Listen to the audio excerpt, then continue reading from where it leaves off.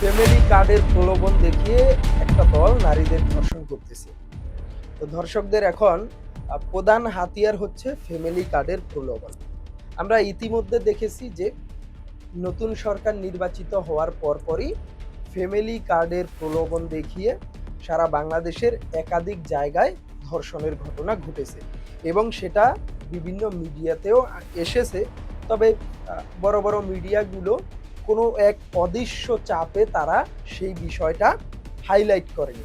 তবে আমরা দেখেছি বিভিন্ন ডিজিটাল মিডিয়ায়, অথেন্টিক নিউজে, যে বিভিন্ন জায়গায় একটা দলের লোকজন তারা ফ্যামিলি কার্ড দেয়ার প্রলোভন দেখিয়ে একাধিক নারীকে তারা ধর্ষণ করেছে। নারীদের নিরাপত্তা তাহলে আজ কোথায়? যারা এই যে সারাদিন নারীদের নিরাপত্তার কথা বলে, অথচ তাদের ধারাই যদি তাদের দলের বা তাদের সমর্থক ধারাই যদি আজ নারীরা ধর্ষণের শিকার হয়, তাহলে এই দায়ভার কে নিবে? এই দায়ভার কে নিবে?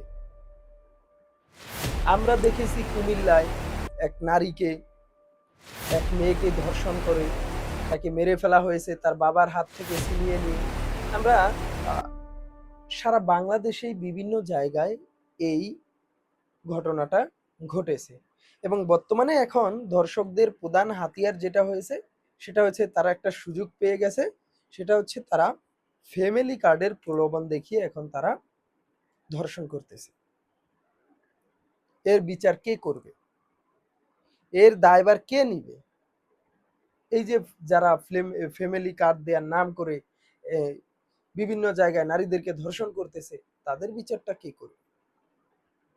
অতএব এই জায়গায় আমাদের নিজেদেরকেই সচেতন থাকতে হবে। মা বোনদের বলতে চাই, যারা প্রত্যন্ত গ্রাম অঞ্চলে আছেন, লোভে পড়বেন না। ফ্যামিলি কার্ড দেওয়ার নাম করে আপনার সতীত্ব, আপনার ইজ্জত কেউ যদি লুটে নিতে চায়, আপনি তার প্রতিবাদ গড়ে তুলুন।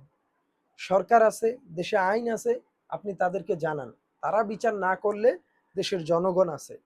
সরকার যদি বিচার না করে, সেক্ষেত্রে দেশের জনগণ আছে।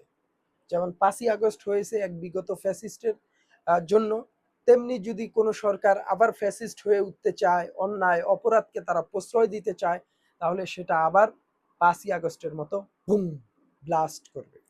সো আপনারা অবশ্যই সতর্ক থাকবেন এই বিষয়টা থেকে, যেন ফ্যামিলি কার্ডের প্রলোভন দেখিয়ে আপনার ইজ্জত যেন কেউ সম্মানহানি করতে না পারে।